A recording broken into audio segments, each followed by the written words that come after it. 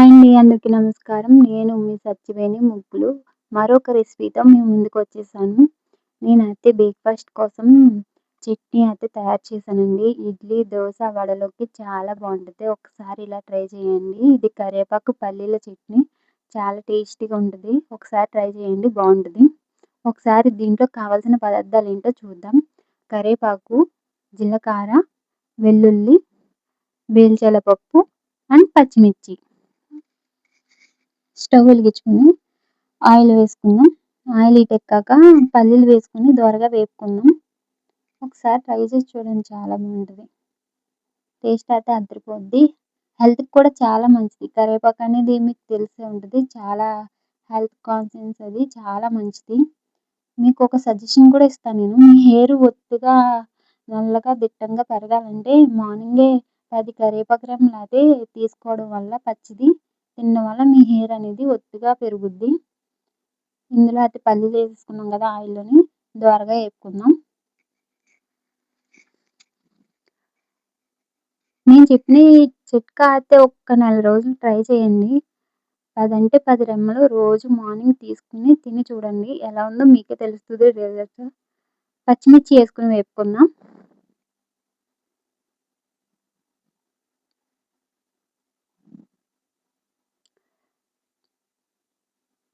ఆ తర్వాత జీలకర్ర,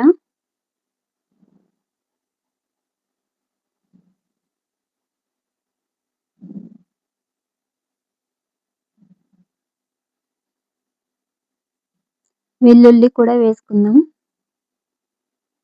వెల్లుల్లి నేను వేపుకుంటాను. పచ్చిదైతే వేయను. ఎందుకంటే పచ్చిది కూడా చట్నీలో వేసుకుంటారు. కానీ నాకు ఆ టేస్ట్ ఎందుకో నచ్చదు. నేనైతే ఇలా వేపుకొని వేసుకుంటాను. తర్వాత కరివేపాకేసుకొని మనం కరివేపాకు కూడా వేగేంత వరకు వేపుకుందాం.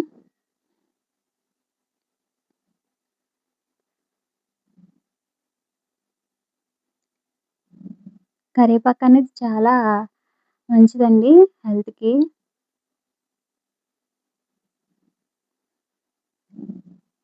తర్వాత ఒక నిమ్మకాయ సైజంత చింతపండు వేసుకుందాం. సాల్ట్ కూడా వేసేసుకుందాం. చట్నీకి తగినంత సాల్టు.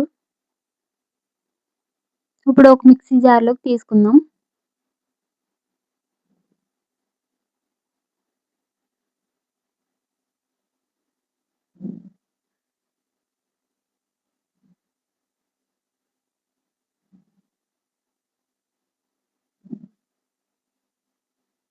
దీన్నయితే మిక్సీ పడదాం.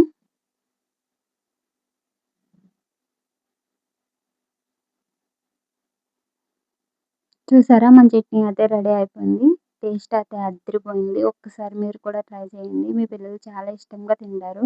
ఇడ్లీ, దోస, వడలోకి చాలా బావుంటది. పూరీలోకి కూడా చాలా బావుంటది. ఒకసారి ట్రై చేయండి. నేనైతే మా పిల్లల కోసం ఇడ్లీ అయితే వేశాను. చట్నీ అయితే చాలా బావుంటదండి. ఒకసారి ట్రై చేసి చూడండి. ముందుగా మన ఛానెల్‌ని సబ్స్క్రైబ్ చేసుకొని, షేర్ చేసుకొని, లైక్ చేయడం మాత్రం మర్చిపోకండి. మరికొన్ని వీడియోస్ మీకొస్తాయి. ఇటువంటి రెసిపీస్ ఎన్నో తయారు చేస్తాను. మీరు నా ఛానెల్ సబ్స్క్రైబ్ చేసుకుంటారని మనస్ఫూర్తిగా కోరుకుంటున్నాను. Thank you so much.